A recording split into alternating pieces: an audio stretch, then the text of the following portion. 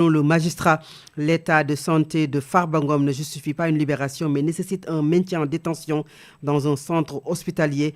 Birama Kamara nous en dit un peu plus. Farba Ngom qui voit sa demande de liberté provisoire encore une fois rejetée dans son ordonnance datée du 12 septembre.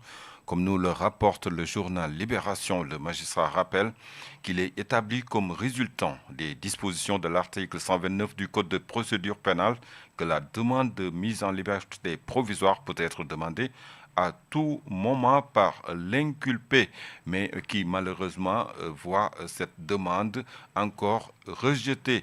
Juste rappeler que Farba Ngom, de son vrai nom, Mohamed Ngom, a été inculpé depuis le 27 février 2025 pour escroquerie portant sur des deniers publics et placé sous mandat de dépôt. Et depuis lors, Farba et ses avocats ne cessent de solliciter une demande de liberté provisoire pour raison médicale. Et à présent, notre reportage du jour, la rédaction de Sous le Média s'est intéressée sur la consommation de la drogue qui se banalise notamment chez les jeunes. De nombreuses vies sombrent dans la dépendance entre raisons personnelles, pression sociale et manque de repères. Certains cherchent un refuge illusoire dans des substances destructrices. Pourtant, des solutions existent et des voix s'élèvent pour alerter, accompagner et prévenir. C'est un reportage signé Antawad. Sous le couvert de l'anonymat, ce jeune d'une quarantaine d'années consomme bien du cannabis quotidiennement comme beaucoup de ses amis. Pourtant, il ne peut pas s'empêcher d'en prendre malgré tout. La drogue m'a détruit. J'ai tout perdu à cause de la drogue. Tout perdu. J'ai perdu ma famille, mes enfants, tout.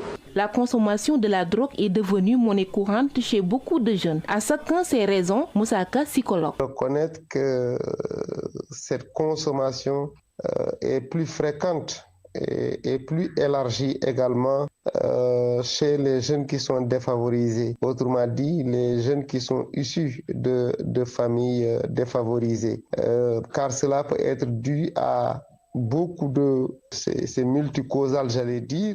Cela peut être dû à beaucoup de problèmes, surtout des problèmes d'ordre économique, d'ordre social, d'ordre environnemental, l'environnement social dans lequel l'enfant évolue, si c'est un environnement addictogène, si c'est un environnement problématique, c'est fort possible que effectivement l'enfant qui grandit dans un environnement où on consomme la drogue, où il y a la pauvreté. Face à ce mal, il faut prendre des solutions pour sauver ces jeunes de cette dépendance nocive. Solution, c'est d'abord faire une sensibilisation, autrement dit, une éducation comportementale qui va permettre non seulement aux parents d'écarter les jeunes de tout ce qui est consommation de drogue, mais également les mettre dans un environnement sécurisant. Mais l'État aussi doit prendre en tout cas ses responsabilités que cette drogue-là ne soit pas accessible. Parce que autant que c'est accessible que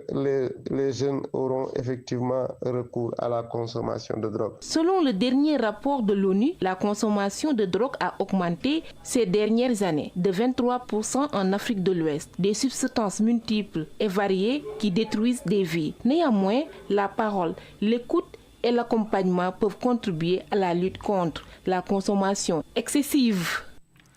Cet élément met un terme à la première partie de cette édition. La seconde partie, c'est la page internationale, le sport et la revue de la presse.